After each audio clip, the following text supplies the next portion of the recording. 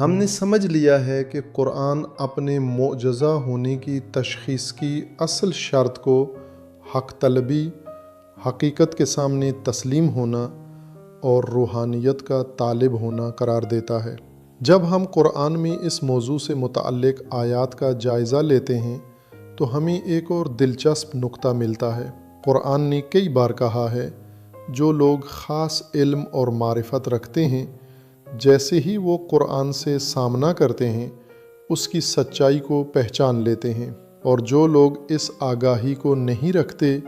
وہ قرآن کی سچائی دیکھنے سے محروم ہیں، اندھے ہیں، اور جتنی بھی کوشش کریں ہم انہیں سمجھائیں کہ یہ قرآن خدا کا کلام ہے، وہ اسے نہیں سمجھتے۔ لیکن یہ معرفت اور یہ آگاہی کیا ہے کہ اگر کوئی اسے رکھے تو جب وہ قرآن سے سامنا کرتا ہے تو دیکھتا اور سمجھتا ہے کہ یہ خدا کا کلام ہے۔ قرآن کی دوسری آیات میں یہ نقطہ اس طرح وضاحت کیا گیا ہے کہ جو لوگ آخرت پر ایمان رکھتے ہیں وہ قرآن کی صداقت کو واضح طور پر پہچانتے ہیں، اور جو لوگ آخرت پر ایمان نہیں رکھتے وہ نہیں سمجھ سکتے کہ یہ خدا کا کلام ہے۔ یہاں ایک سنجیدہ سوال پیدا ہوتا ہے، یا یہاں تک کہ یہ لگتا ہے کہ یہ بات غلط ہے، کیونکہ ہم آخرت پر ایمان اس کے بعد لاتے ہیں جب ہم قرآن پر ایمان لے آتے ہیں، کیونکہ قرآن نے ہمیں آخرت کے بارے میں، قیامت کے بارے میں، موت کے بعد کی زندگی کے بارے میں خبر دی ہے، اور قرآن کی خبر کی بنیاد پر ہم آخرت پر ایمان لاتے ہیں۔ لیکن یہ آیات اس کے برعکس کہتی ہیں کہ جو لوگ آخرت پر ایمان رکھتے ہیں جب وہ قرآن کو دیکھتے اور سنتے ہیں تو سمجھتے ہیں کہ یہ حق ہے۔ اس نقطے کو بہتر طریقے سے سمجھنے کے لیے ہمیں غور کرنا چاہیے کہ قرآن کے نظر میں آخرت کا مطلب کیا ہے۔ اگر ہم یہ تصور کریں کہ آخرت کا مطلب یہ ہے کہ موت کے بعد کیا واقعات ہوتے ہیں، کیا مواقف موجود ہیں، برزخ کیا ہے، قیامت کیا ہے، تو یہ سنجیدہ سوال پیدا ہوتا ہے،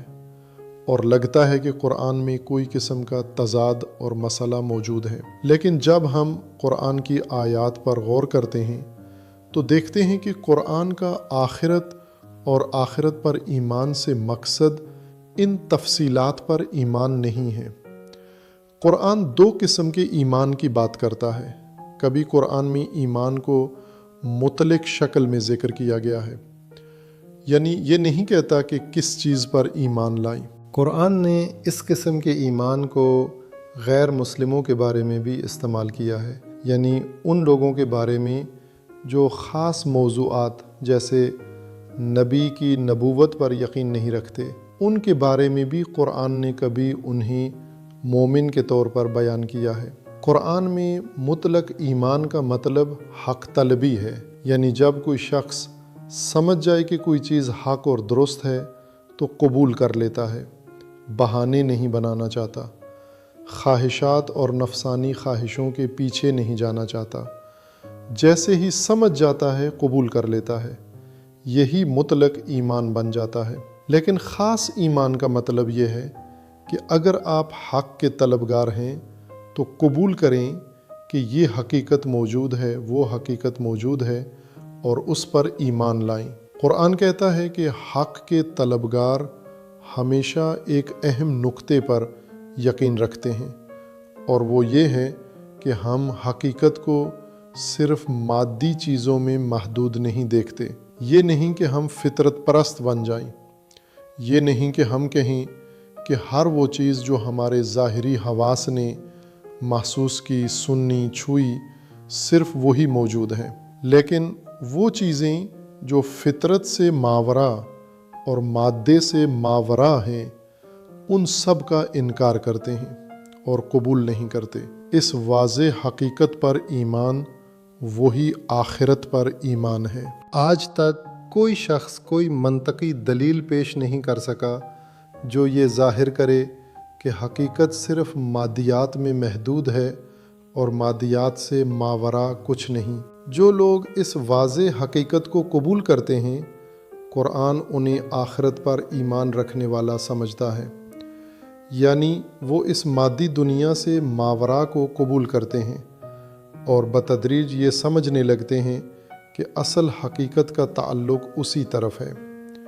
یہ مادی دنیا اس لامحدود روحانی حقیقت کے سامنے ایک بہت ہی باریک اور محدود چھلکے کی طرح ہے۔ قرآن کہتا ہے کہ جو لوگ اس اہم حقیقت کو قبول کر چکے ہیں اور اس کے سامنے تسلیم ہو گئے ہیں، جب انہوں نے سمجھ لیا کہ مادے سے ماورا ایک بڑی زیادہ خوبصورت اور اہم حقیقت موجود ہے جسے تلاش کرنا چاہیے اور اس کے پیچھے جانا چاہیے، یہی ایمان باعث بنتا ہے کہ جب وہ قرآن کو سنتے ہیں تو سمجھتے ہیں کہ یہ پیغام اسی ماورا سے آیا ہے۔